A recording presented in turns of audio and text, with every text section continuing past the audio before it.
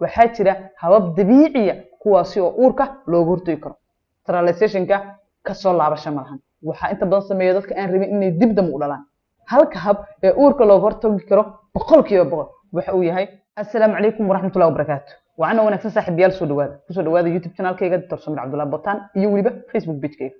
aad ugu mahadsantahay hadad kamid tahay saaxiibadii hore noogu xunay. fadlan like-ta iyo share-ta muuqaalka way socodsiisa ee nagu caawiya. fadlan haddii hadda nagu soo biirtana waxaan kaa codsanayaa inaad noo subscribe garayso sidoo kale page-kana aad noo soo follow garayso. waad ku mahadsantahay la socoshadaada. maanta waxaan wadaa ciwaan cusub. ciwaanka cusub ee maanta waxaan uga hadli doonaa hababka ama siyaabaha uurka looga hortago. maxay tahay macnaha? dad badan ayaa yaabi doona, dad badan si qaldan u fahmi doona. balse aan la hadlayaa aniga waxaan la hadlayaa reeraha ama qoysaska u baahan family planning ama qorsheynta qoyska.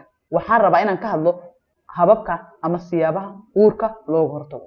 haddaba waxaan rabaa inaan ku sheego waxaa jirta hal hab taasi oo boqolkiiba boqol la hubo inay uurka ka hortagayso.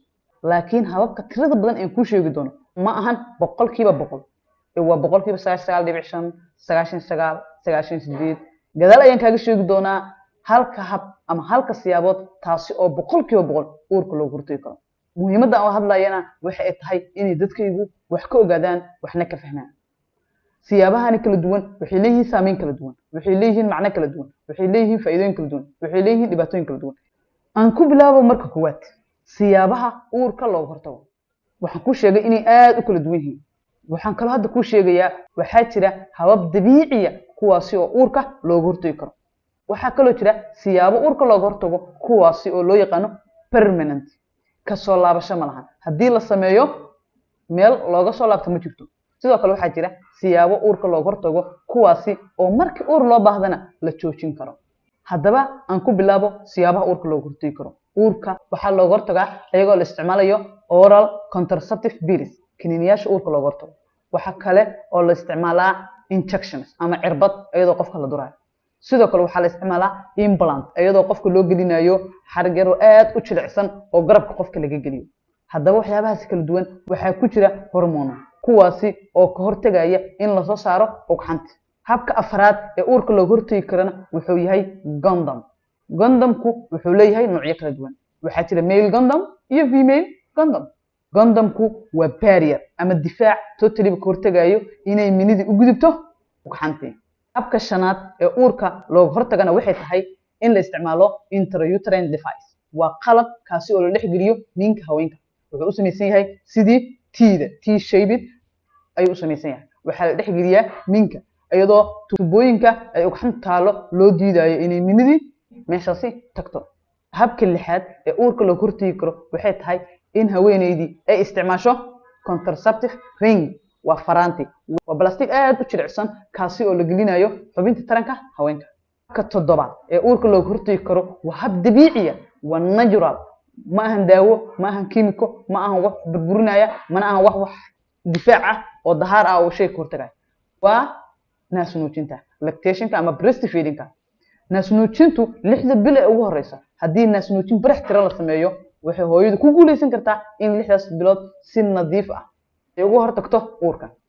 habka sideedaad ee uurka looga hortagahi waxa uu yahay withdrawal, oo macnaheedu ay tahay in biyihii ama minidii banaanka lagu daadiyo.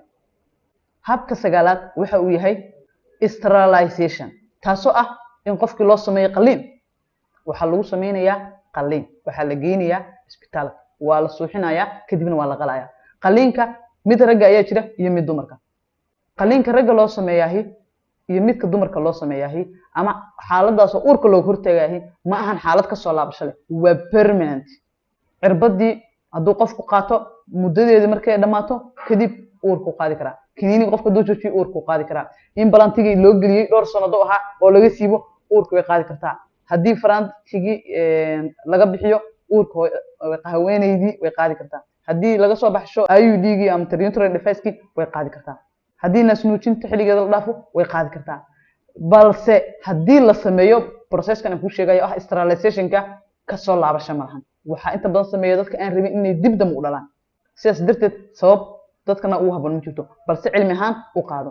ragga waxaa loo sameeyaa qaliin. qaliinkaas waxaa loo yaqaanaa vasectomy. tubada soo qaada minida ee loo yaqaano vas deferens ayaa dhexda laga jaraa tubadaas markii la jaro ay kala go'dana ma jirto wax miniya oo lasoo qaadi doono kadibna lasoo gudbin doono oo banaanka loo soo saari doono sidaas ayuu ninkaas wuxuu ku noqon doonaa mid aan dib dambe u dhalaynin haweeneydana waxaa lagu sameeyaa wax loo yaqaano tubal ligation tubooyinka keena ugxanta soo qaada ugxansidaha kadibna markii la bacrimiyo minka keenaya tubooyinkaas ayaa ligation lagu sameeyaa waa la kala jarayaa ama waa la kala xirayaa haddaba intaasoo hab ayaa loo hortagi karaa uurka balse dhammaantood waxaan kuu sheegay marka laga reebo labada qalliinka qofka lagu sameynayo ama sterilization male sterilization iyo female sterilization marka laga soo tago inta kaleeto waa waxyaabo la samayn karo kadibna la joojin karo si haweeneyda dib uur ugu qaado laakiin labadaani waa permanent halka hab ee boqolkiiba boqol uurka looga hortagi karo ayaan rabaa hadda inaan kuu sheego haddaba muxuu yahay habkaas halka hab ee uurka looga hortagi karo boqolkiiba boqol waxa uu yahay waa abstinence waa inaysan isku imaanin rag iyo dumar lab iyo dhadig totally nin iyo naag taas ayaa waxay tahay sababta kaliya ee boqolkiiba boqol uur looga hortagi karo marka saas leeyahay macnaheedu maxay tahay dhammaan hababka aan kuu sheegay uurka looga hortago waxaa ogaataa in aysan ahayn boqolkiiba boqol halkaas ayaan kusoo gabagabeynayaa mawduucayga maanta waad ku mahadsantahay la socoshadaada